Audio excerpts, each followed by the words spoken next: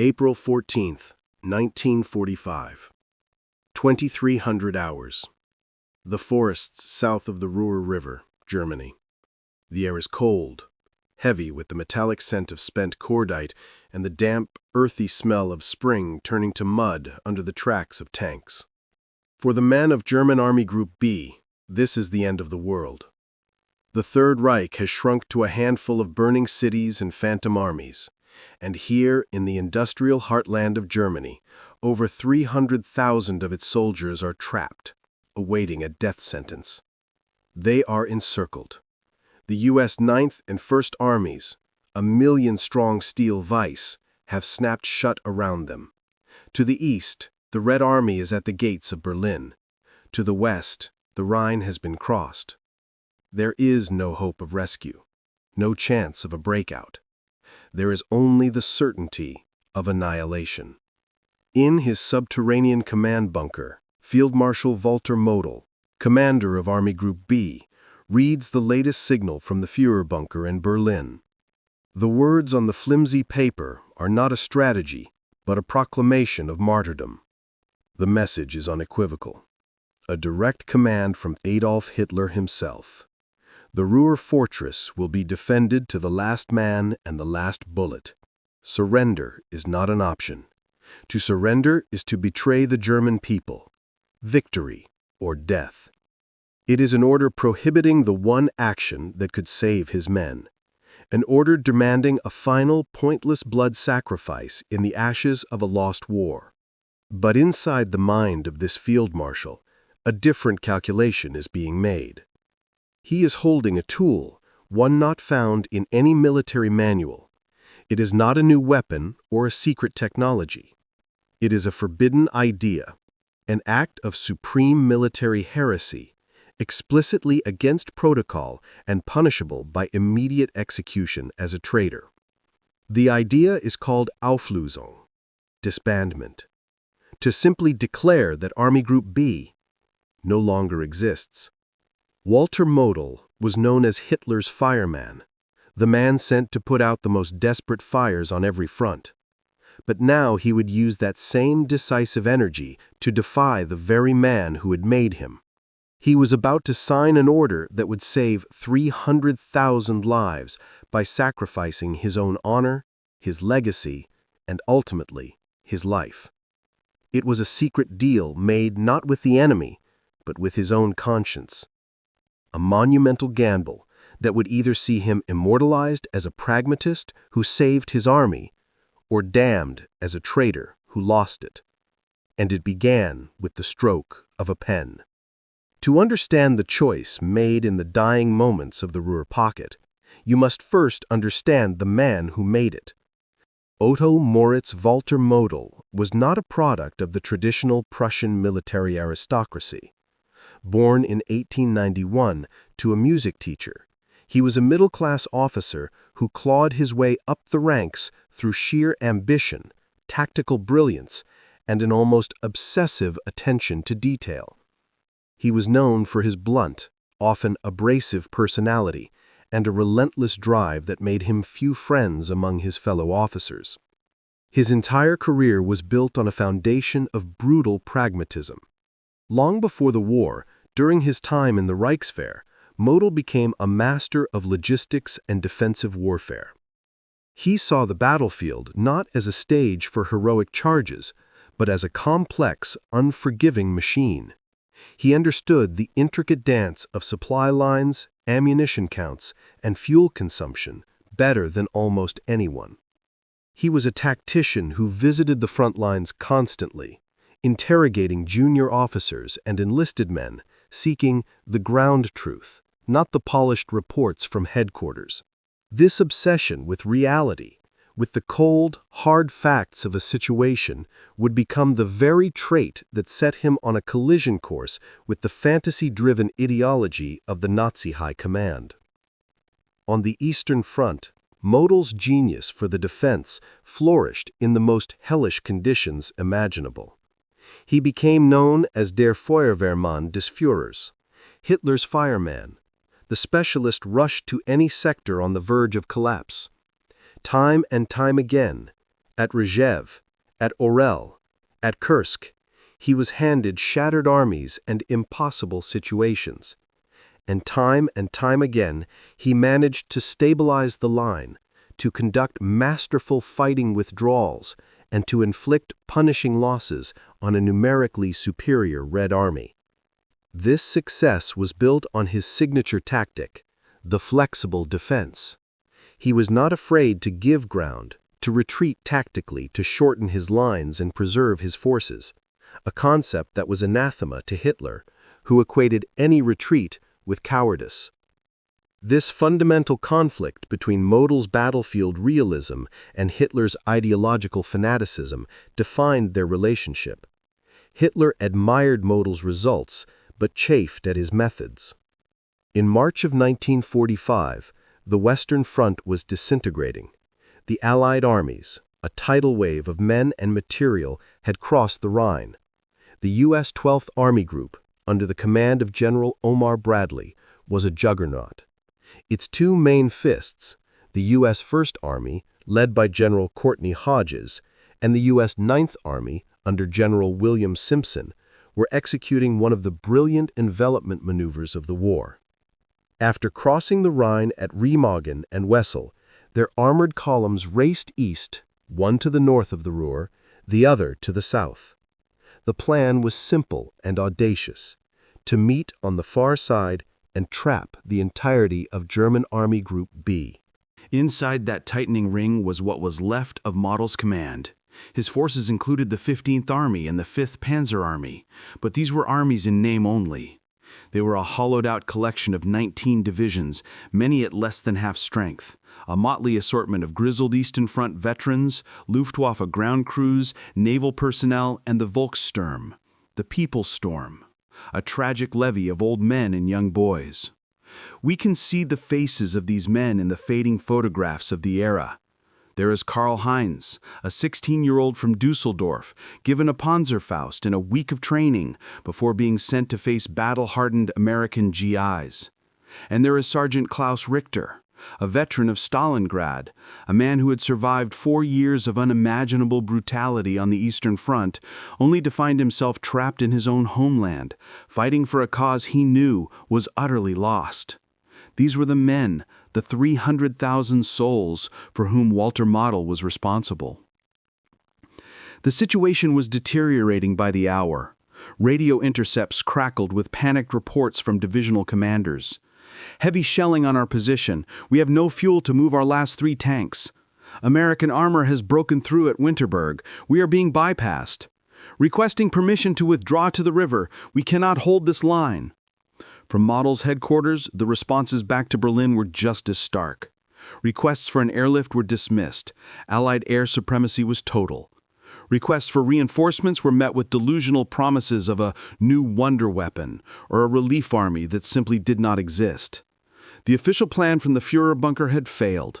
The trap was closing and time was running out. By the second week of April, the Ruhr Pocket had become a pressure cooker. The American encirclement was complete, a steel ring 75 miles long and 30 miles wide, slowly constricting, crushing everything inside. Allied artillery rained down day and night, turning the industrial cities of Essen, Duisburg, and Dortmund into fields of rubble. Food was scarce.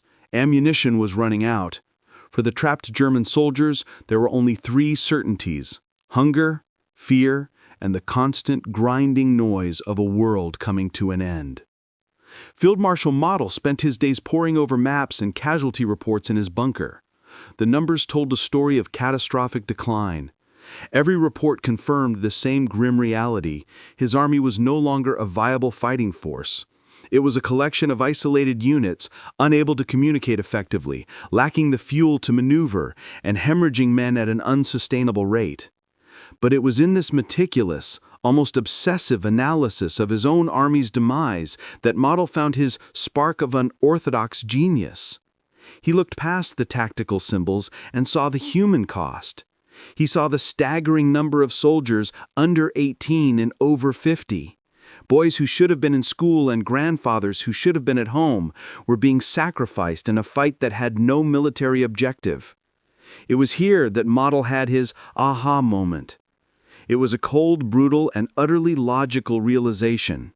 He was a German field marshal, and by tradition, and by his own oath, a field marshal does not surrender. To be taken prisoner was the ultimate dishonor. Yet he was also a commanding officer, and his fundamental duty was to his men. How could he reconcile these two irreconcilable duties?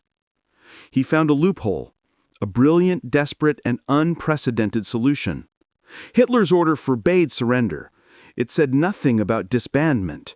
If Army Group B simply ceased to exist as a military entity, it could not be surrendered. The men under his command would no longer be soldiers bound by his orders, but individuals, and individuals could make their own choice. It was a way to save his men without personally surrendering. He would sacrifice the army to save the soldiers. On the evening of April 15th, Model summoned his corps commanders and his chief of staff, General Karl Wagner, for a final conference. The atmosphere was thick with gloom. He laid out the situation with his typical bluntness. The war was lost. Any further resistance was pointless slaughter. Then he announced his decision. Army Group B would be dissolved. The order was stunning in its simplicity and audacity. All the youngest soldiers and the oldest men of the Volkssturm were to immediately be discharged from their military duty and told to make their way home. For the remaining soldiers, they were given three options: attempt to break out east, a near-suicidal prospect, surrender to the Americans, or simply discard their weapons and uniforms and go home. He was, in effect, giving every man permission to save himself. The room was filled with a stunned silence. This was not an order in any traditional sense. It was a controlled demolition of military structure, an abdication of command for a higher purpose. From the American lines, the effect was bizarre and immediate. For 2 weeks, they had been fighting a determined, if weakening, enemy. They had been preparing for a final bloody battle to crush the pocket, expecting a fanatical last stand. But beginning on April 16th, the front line simply began to evaporate. Organized resistance melted away. Instead of facing machine gun nests and anti-tank guns, American units were suddenly confronted by a flood of unarmed men walking towards them with their hands in the air, thousands upon thousands of them. The initial American reaction was one of suspicion.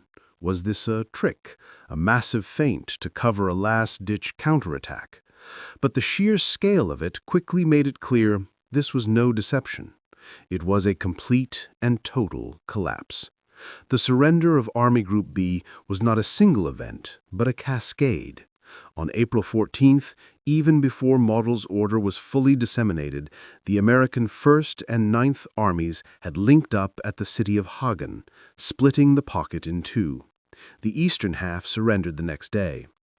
After Model's order, the rest followed. The 15th Army capitulated. The commander of the 5th Panzer Army was captured by paratroopers. It wasn't a chaotic rout, it was a controlled, almost orderly disintegration. German soldiers were seen methodically breaking down their rifles, burying the parts, and then walking towards the American lines. This strange, sudden end to the battle baffled Allied intelligence. The enemy they had been preparing to annihilate had simply vanished overnight. They had expected a Götterdämmerung, a twilight of the gods. Instead, they got the largest mass surrender on the Western Front. Over 317,000 German soldiers were taken prisoner. It was a monumental victory, one with surprisingly few American casualties, around 10,000 in total for the entire operation, a fraction of what a final assault would have cost. The legend of what happened in the Ruhr Pocket began to form almost immediately. Captured German generals, when interrogated, couldn't point to a single order of surrender from the field marshal. They could only speak of the final cryptic order of dissolution. To the Americans, it was as if they had defeated a ghost army, an army that, faced with its own destruction, chose to simply cease to exist. This was the genius of Model's final forbidden order. He had not negotiated a secret deal with the Americans. He had engineered a secret collapse from within. The first to recognize the genius of Walter Model's final forbidden order were the men whose lives it saved. There were no victory parades for them, no medals for a battle lost. There was only the quiet, profound relief of survival.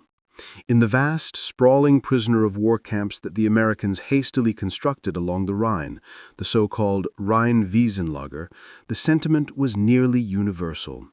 These men, who had been prepared to die for a lost cause, did not see their commander's action as cowardice or betrayal. They saw it as a final, unexpected act of humanity. A young grenadier, captured near Dusseldorf, later wrote in his diary, "We were told we were to fight until the end for the Führer. We had no ammunition, no food. The end would have come in 1 or 2 days. Then the order came down the line, 'It is over, every man for himself.' We did not understand at first. Then we wept, not for Germany, but because we would live." This was Model's first and perhaps most important vindication. It came not from his peers, but from the ordinary soldiers he had spared from a meaningless death. For Model himself, there was no debriefing with a superior officer. His superior officer was Adolf Hitler, who was at that moment preparing for his own end in a bunker beneath the rubble of Berlin. Model's tense debriefing was an internal one, a reckoning with his own code of honor. He was now a man without an army, a field marshal in name only, being hunted by the enemy forces he had just allowed to triumph. His chief of staff, General Wagner, urged him to save himself, to surrender, and face the consequences. But for Model, this was impossible. His logic, when he explained it to his last remaining aides, was as cold and irrefutable as a battlefield equation. He had asked his chief of staff, "Has everything been done to justify our actions in the light of history? What can be left for a commander in defeat?" His answer was rooted in the rigid traditions of the Prussian officer corps he had served his entire life.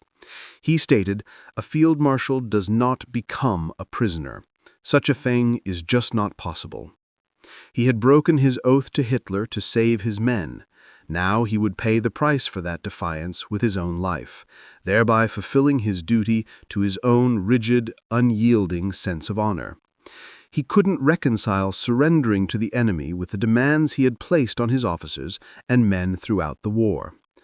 The dissolution of his army was his solution for his soldiers. Suicide was the solution for himself. The official condemnation from the dying Nazi regime was swift. On April 20th, Hitler's birthday, the Nazi propaganda ministry branded the men of Army Group B as traitors. But history would offer a different, more nuanced verdict. While Model was and remains a controversial figure, a loyal servant of the Nazi regime for years, his final act is largely seen as a moment of profound pragmatism. He is not remembered as a hero of the resistance, but as a ruthless realist who, in the final moment, chose to prevent a massacre. The ultimate vindication of his choice can be measured in the lives of the American soldiers who were spared a bloody house-to-house fight for the Ruhr, and in the 300,000 German men who were given the chance to go home and rebuild a shattered nation. There was no reward for Walter Model, no medal, no ceremony. His only reward was the silence of a forest between the towns of Duisburg and Lintorf. On April 21, 1945, having heard a radio broadcast from Berlin condemning his traitorous Ruhr army, he walked into a wooded area with a few trusted aides. He had already seen his name on a list of wanted war criminals published by the Soviet Union. Believing he had nothing left to live for, he turned to his companions, gave them his final effects, and said his goodbyes. Then, alone, he ended his own life with his service pistol. It was a humble, solitary end for a man who had commanded millions. His reward was the fulfillment of his own harsh code. He did not become a prisoner. The most profound legacy of an act of military genius is not a medal or a monument, but a change in thinking. Walter Model's forbidden tactic of Auflösung was the antithesis of military doctrine. It was an act of organized anarchy, a concept no army could ever officially teach. And yet, the sudden, nonviolent collapse of the Ruhr Pocket became a pivotal, if unheralded, case study for military strategists and psychologists after the war. The event demonstrated a critical principle of late-stage warfare. When an enemy force is completely encircled, demoralized, and without hope, the primary objective can shift from annihilation to inducement. The Allies learned that by combining overwhelming force with clear, accessible avenues for surrender, they could trigger a psychological collapse that was far less costly than a physical one. This concept, quietly integrated into Cold War-era strategic planning, was given a technical name: strategic demoralization and surrender induction. It was a clinical term for a simple, powerful idea that the Ruhr Pocket had proven in spectacular fashion. Don't just defeat the enemy army, give its soldiers a reason and a way to stop being soldiers. The validation for Model's decision echoed long after his death, found in the letters and journals of the men who were there. Private First Class Harold Jensen of the U.S. 8th Infantry Division wrote in a letter home, "We were all geared up for the fight of our lives. We'd been told the Krauts in the pocket were fanatics who'd fight to the last man. Then, one morning, they just started walking out of the woods in droves. They weren't angry or hateful. They just looked tired. I don't know what happened in their command, but whoever made that call saved thousands of our boys from getting killed." A German sergeant from the 116th Panzer Division, in a post-war interview, stated, "We knew it was over. We could hear the American tanks on all sides. We were just waiting to die. The Field Marshal's last order? It was not a military order. It was a gift. The gift of life." Walter Model, of course, had no quiet post-war life. He chose a grave in a forest over a defendant's chair at Nuremberg. The powerful contrast of his story lies in the fate of the men he commanded.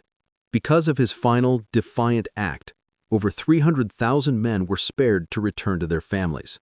They became bricklayers, farmers, teachers, and engineers. They became the men who would, brick by painstaking brick, rebuild the nation that their leaders had driven into the abyss. Their quiet, post-war lives stand as the silent, living legacy of their commander's choice. The emotional climax of this story, the final confession, comes from Model himself in his last conversation with his chief of staff, General Wagner. As they parted for the last time, with American forces closing in, Model articulated the complex torment of his final days. He reportedly told Wagner, "My conscience is clear. I have served a criminal. I never had any illusions." This was a stunning admission from a man who had, for years, been a loyal instrument of the Nazi regime. He then reflected on the grim choice before him, revealing the core of his decision. He asked, "What can be left for a commander in defeat?"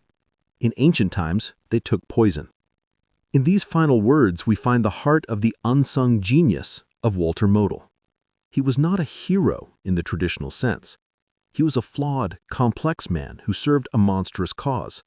But in the final, desperate moments of his life, when faced with an impossible choice between his oath to a madman and his duty to his men, he found a third way. He engineered a solution that sacrificed his army, his honor, and his life, all to save the lives of the soldiers in his care. He understood something that the fanatics in the Berlin bunker could never grasp. And perhaps that's the real lesson of the Ruhr Pocket, that true command is not about demanding the ultimate sacrifice, but about having the courage to forbid it. If you want to learn more about the forgotten battles and complex figures of World War II, make sure to subscribe to WW2 Explained and hit the bell icon to never miss an episode.